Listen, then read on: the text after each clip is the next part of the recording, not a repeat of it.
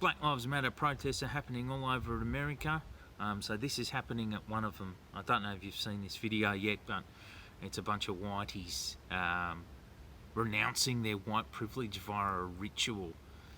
And I thought I'd talk about why they can all get fucked. Let's go through it. About racism, anti-blackness, or violence. About racism, anti-blackness, or violence. I don't see why we should have to leave this to our black and brown comrades to have to educate white people on why this is fucked. They're busy at the moment, I think.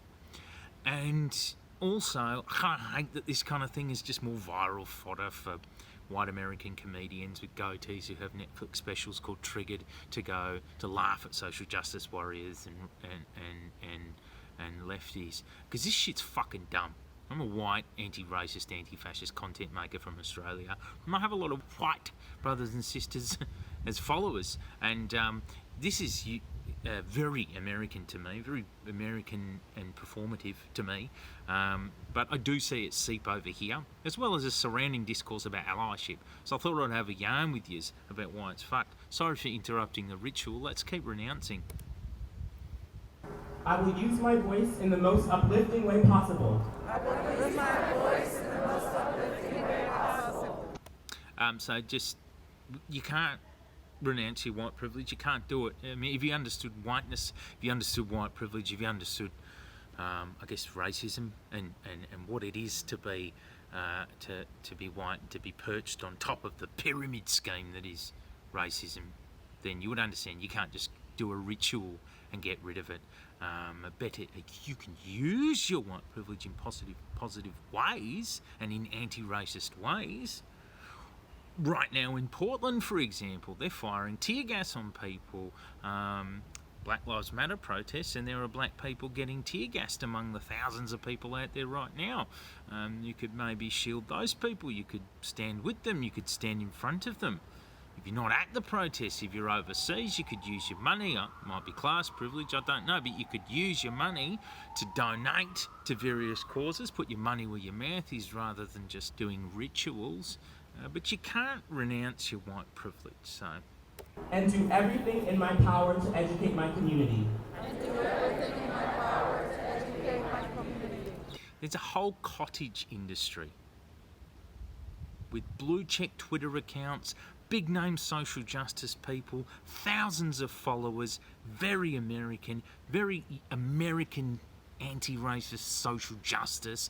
And it's just all about activities that white people can do to stare in the mirror and disavow and renounce their white privilege and analyse their whiteness. Hey, when you get involved in this, when you first discover what racism and anti-racism really is, and you're first sort of waking up to your own privilege and what have you as a white person, yes, there's a lot of work you have to go through, a lot of personal epiphanies you have to have, and so on and so forth. To become a useful anti-racist and to become part of struggles like this, so that you're not just, being a hero or a white saviour. But this cottage industry, you could spend all year writing diaries about your whiteness, writing performative apologies and confessions related to your whiteness, subbing to people who talk to you about your whiteness, talking back to other people about your whiteness. And through all that, although some of that stuff is important self-reflection, maybe you could just write it in your fucking diary rather than doing it as a fucking selfish performance in front of everyone. I will love my black neighbors the same as my white ones. Imagine reciting that back. Of course you should fucking do that. There is a surrounding discourse about allyship, and it fucking stinks. I hate the term ally or accomplice or whatever you fucking want to call it for white people involved in anti-racism, because it centres your relationship to the thing that you're supposed to be, the cause that you're supposed to be championing. Sorry to break it to you, but you don't get a congratulatory title acknowledging your healthy relationship with an area of fucking civil or human rights. You should be able to arrive at anti-racism, arrive at solidarity with Black Lives Matter as a white person, arrive at human rights and civil rights through your politics.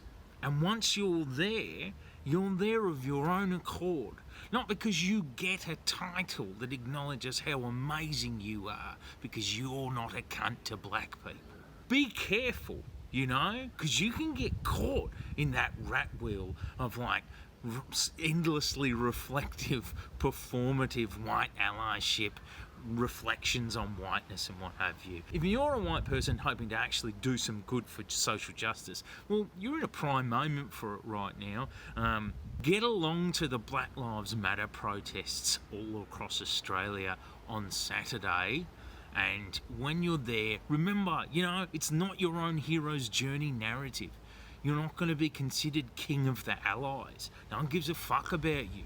It's a bare minimum that you should be doing. And I say that to white people going there looking to express solidarity. It's not allyship, it's solidarity. I arrive at anti-racism because of my political core, not because I want to be adorned with a fucking ally badge. I just want to see people coming along on Saturday or headed along and showing some solidarity. If you do go to them, you know, look out for me. I'll be the one with a massive 5-metre long placard that says the word ally on it. And it'll be so heavy, actually, that I'll need several black people to help prop it up for me, you know, and it'll be pointing down to me, you know, I'm the ally. I'll have a big gold chain around me saying the word ally, big shining diamond encrusted gold chain, and everyone else there will have to kiss that chain just to pay deference to me because of how good of an ally I am.